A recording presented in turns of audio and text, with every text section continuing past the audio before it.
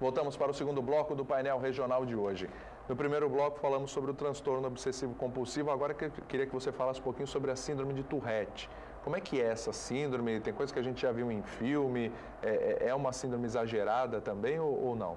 Olha, a síndrome de Tourette, ela faz, vamos dizer assim, ela faz parte da família do TOC, né? O TOC é um distúrbio que ele é o membro principal de uma série de outros distúrbios, né? Não uma família, né?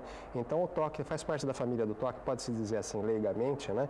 A cleptomania, a anorexia, a bulimia, a oncofagia, a tricotilomania, que é a mania de arrancar cabelos. Ah, tá. Mais comum em mulheres, né? Então, todos esses distúrbios pertencem à família do TOC e são tratados da mesma maneira, com algumas variações, né? E Tourette também não deixa de ser da família do TOC, porque é uma mania, né? Popularmente a gente fala, a pessoa tem mania de piscar os olhos, tem mania de mexer o ombro, ou seja, são os tiques motores, né? Então, no caso do tourético, as manias se apresentam em tiques. São tiques motores. Mas não são só tiques motores, tem que estar associado a esses tiques um tique vocálico, né? Então a pessoa grunhe, ela tem um pigarro, desculpa o microfone, mas ela tem pigarro, ela tem uma bom tosse. para dar o exemplo. Exatamente. Ela tem tosse inexplicável, né? E quer dizer, você vê que é tique também. Então, um tique vocálico. Às vezes um tique também associado a som, tamborilar, né?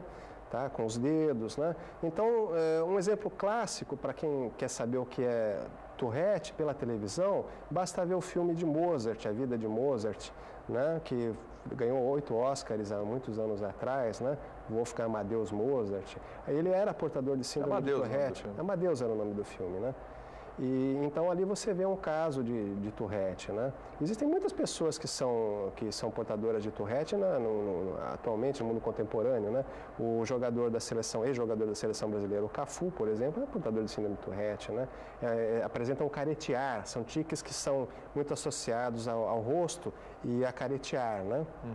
Isso aqui é o mais fácil de se identificar em Tourette, né? Agora, não quer dizer que a pessoa, porque tem tique, ela tem Tourette. Tourette é uma coisa difícil de diagnosticar. É bom esclarecer isso, porque muita gente está vendo em casa já fica preocupada. Ah, mas fulano faz isso, fulano faz aquilo. E não é a doença, aliás, não é a síndrome no caso, não é o transtorno, não tem absolutamente nada a ver. Não, é difícil. Para você ter uma ideia, o transtorno obsessivo compulsivo, 2,5% da população mundial tem. No caso da síndrome Tourette, é 0,05%. Ou seja, se de TOC a gente deve ter de 12 a 15 mil casos aqui em Santos, né? A gente tem por volta de 300 ou 400 de Tourette. Então não é muito comum. E é difícil ser diagnosticado, ainda mais em criança, porque criança realmente apresenta, é comum ter episódios de tiques, né? De piscar, de caretear. Agora você está falando dessa questão da facial, né? E até comentava com você antes do programa começar com relação àquele filme Gigolô americano que tem a menina que desanda a falar palavrões e no filme mostra que ela tem a síndrome de Tourette. É isso também, a pessoa? Então, são os tiques assim, esses são os tiques complexos, né? Tem os tiques simples que são mais evidentes, que é o caretear, né?